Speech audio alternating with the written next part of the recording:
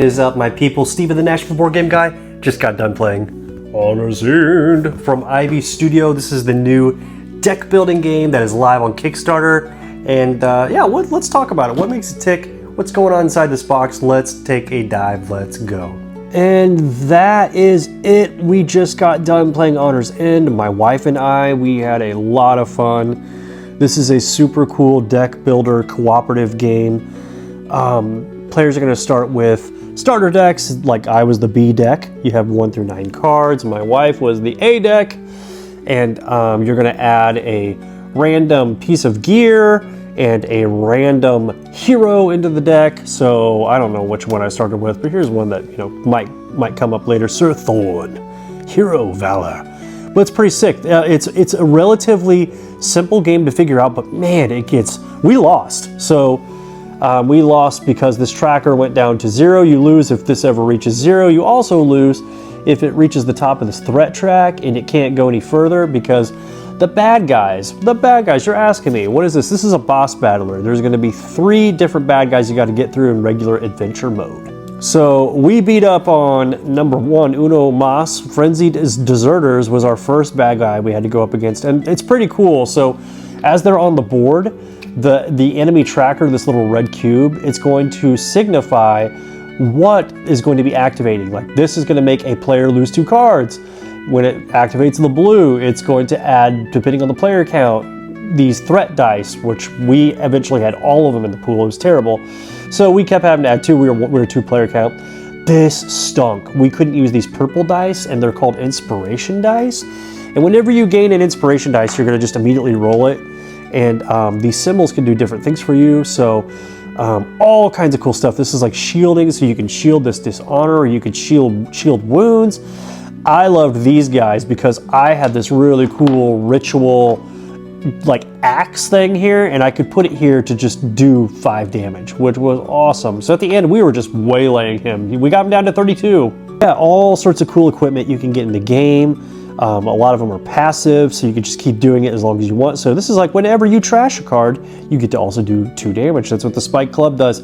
The Gilded Gauntlet, once per turn, you get to start any row of cards. So also in this game, there are going to be cards with this symbol right here, and it's like chaining cards to the side. As long as you can keep chaining, you can keep chaining. This symbol, it has that, but it also has this little flag. That means you can start a new row. So I could always have a chain here, and then I could have a free secondary row to start another chain, which is awesome. But of course, when there's no more chaining, it is done, and that row is done.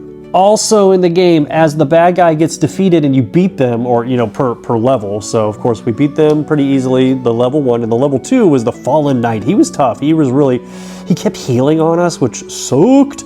And this means like all players, when you see all the swords like that, means everybody has to discard 2 cards, which also sucked.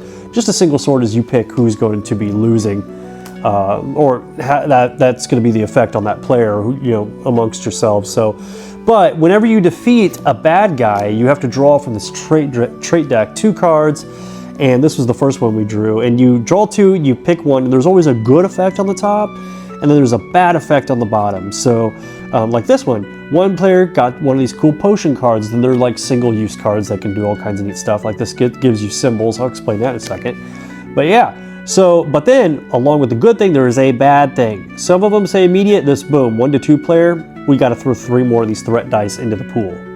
This card, immediately, 1 to 2 player, we got to get rid of a threat die. It was nice, it got to get out of here. But during the next enemy step, they gained 8 health, which really stunk. So, but yeah, so we were talking about these Oath of Insight. I like there's little, I swear to the peers of the murk of ignorance that my truth may gleam unclouded at my call. But what do these cards do? You can spin these symbols. There are these little like tags at the bottom, and you could spin them to gain the effect on the bottom. So this only needs 1 owl, but if you had a thing that needed 2 owls, you could spin this, boom, you get the effect. These shields, of course, when you have these terrible dice, they can shield bad things, and you can shield them, put them over here. Pretty cool. Anyway, that's a really brief overview of Honors End from Ivy Studio. I think this is a fantastic, really fun, just really cool cooperative deck building game. I really like it. Oh, I didn't even mention that there's these cool tracker dials that each player has, that you're tracking the damage every round that you're hitting them. So I hit 24 damage on that last round. Not good enough. He's still that turkey. Who calls people turkeys? I do. But there's this temple and the monarchy symbols that you can get symbols too on cards like this. And you'll be tracking those as well, because why that's important is that's how you go up these tracks. And you can only go up or diagonal, I believe. I could be wrong, but I think that's right. Up or diagonal. And those are the rewards. If you have the correct numbers, you can go up that far. So like, you know, when we were getting up here, it becomes more costly. I explained that so badly. But yeah, the higher you go, the more costly it becomes. But it's cool. This is where you can get more equipment cards. You can get rid of dice. You can move your little honor tracker back up, which we did, and we needed to do a lot. Like when you get up here, you can get rid of 3 dice, right? Oh no, actually that's still 1 dice. It's just the cost is 3 to move it up. This is how you get these cool new heroes. So the symbols are all right here. It's nice. You get these cool new heroes into your deck.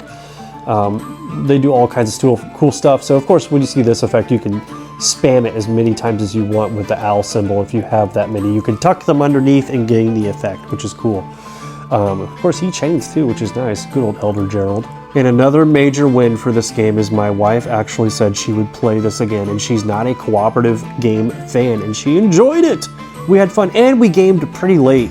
So it's like 11 o'clock, and she does not like playing games past 7:30, so that's like a double win. How about that? So anyway, that is a brief / not brief overview of Honors End from Ivy Studio. Hope you guys got a little bit of info out of this if you're on the fence, or maybe this is the first time you've heard of it. You know, and you're looking at it, you're like, well, this is kind of cool looking. Of course, Ivy makes really great components. Everything's dual layered, which is awesome. This is a prototype, by the way. Did I mention that? I don't think I did. It's super nice for a prototype, so fantastic. Thank you, Ivy, for letting me get a little copy here to do a little preview to talk about, to play. I really like it. Has no BS and fun stuff. So let's just keep it going, keep this train rolling. Honors End, it is live right now on Kickstarter. If you're interested in this game, definitely go check it out.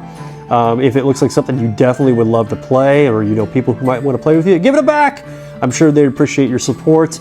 And yeah, that's it. Honors End. It's beautiful. It's fun. I had fun. I want to play it again. Maybe Wednesday.